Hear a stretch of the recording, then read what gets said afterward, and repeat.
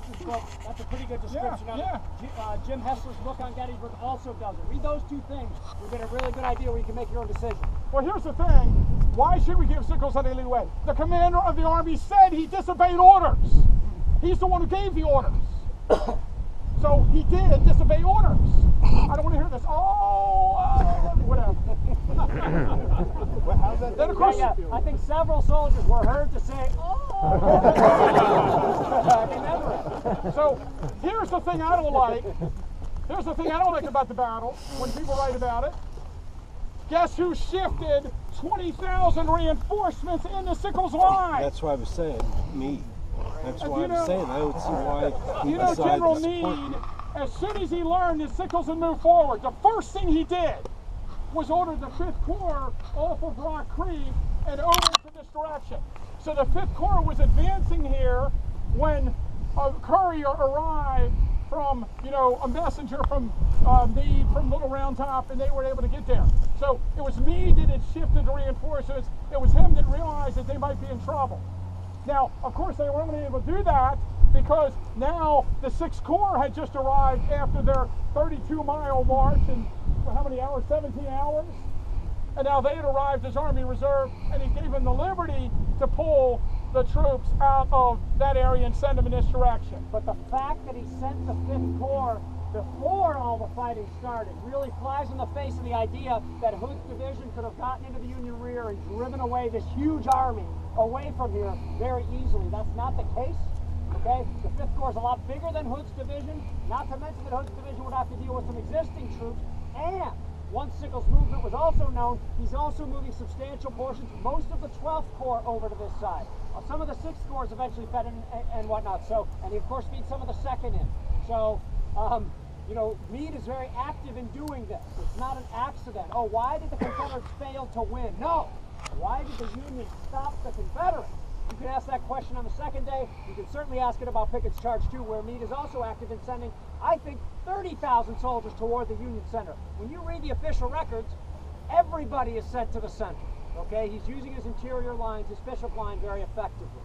And also, General Meade ordered over the artillery reserve, and they arrived here before the infantry in the field. They took position along the Wheatfield Road, and they lobbed artillery shells across the front of Hood's division, and then, of course, later McCall's division, as they headed across the fields in these attacks, which the Southerners suffered heavy casualties on the way across to attack the Union infantry, and that had a devastating effect as well. This was a peach orchard at the time of the battle. It was Joseph Sharfie's peach orchard. It was a little bit bigger. They've actually increased the size of it, you can see. They replanted the trees just a few years ago. And in a couple years, I guess it'll all start bearing, bountiful fruit.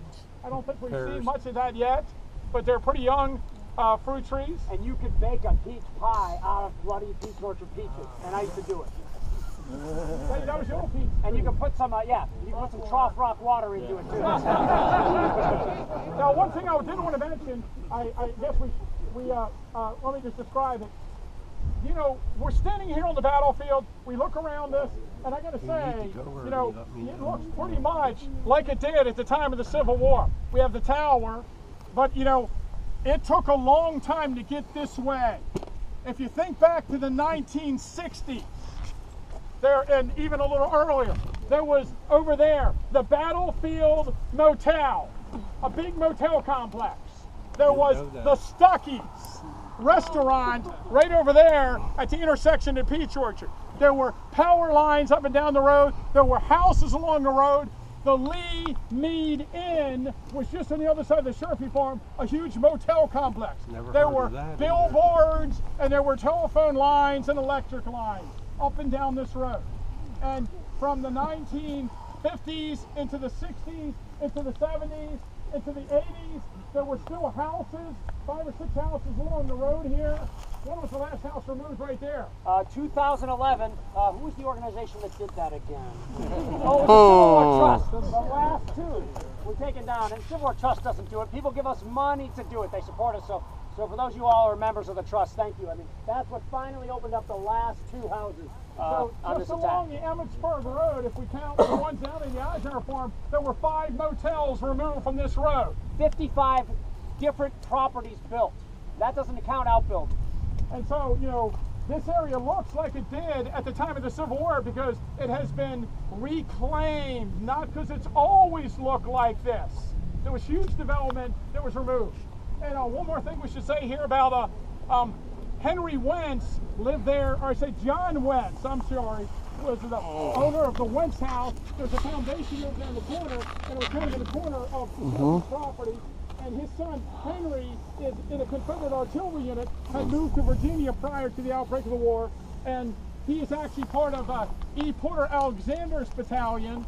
And after the fighting on July 2nd, his artillery unit will be placed here near the peach orchard, and he'll be part of the artillery involved in the pre-Picket Charge bombardment. And he visits his father at his boyhood home during the fighting. And if anybody's read Wayne Mott's recent book on Picket's Charge. Hold on, he co-wrote that. Sorry, no, Jim Hessler's book. How's that? Yeah. Wow. Jim Hessler and Wayne Mott's book on Picket's Charge. Wayne, I mentioned Wayne because Wayne actually found another Gettysburg boy who had moved to Virginia, the son of C.W. Hoffman, and he's also in a Virginia artillery unit on the third day of the battle, right near the Sherfy farm, you know, exchanging shots with Union artillery prior to the bombardment. Unbelievable. One of the more common stories you read too about the peach orchard is, I guess it was during the bombardment or during some accounts have it occurring earlier in the day on the 3rd, but a Union artillery shell hits the Sherfy barn and it catches on fire, and there's wounded soldiers of the 114th Pennsylvania, the Kalasuovs, in the barn.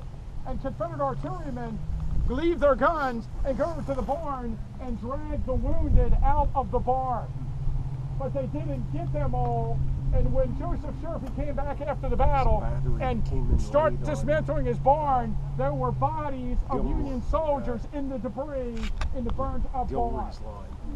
There's a little controversy after the war as to whether those soldiers had already died and were just corpses that were burned in the fire, or if some were burned alive.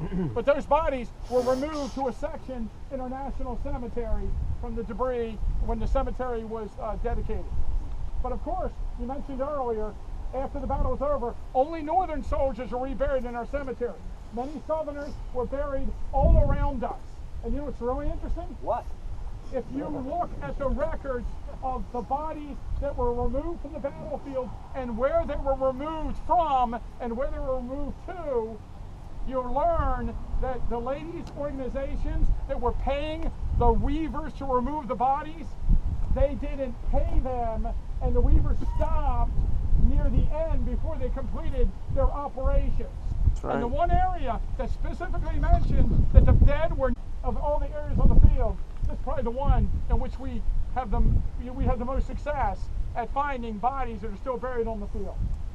I would say this fight, in this kind of a summary thing, you know, it really came down to the fact that Sickles moved out here. The reason we talk about the fight for Devil's Den and why the wheat field is the wheat field instead of A, and same with this position, and maybe the Trossel as well, is because Sickles moved out here.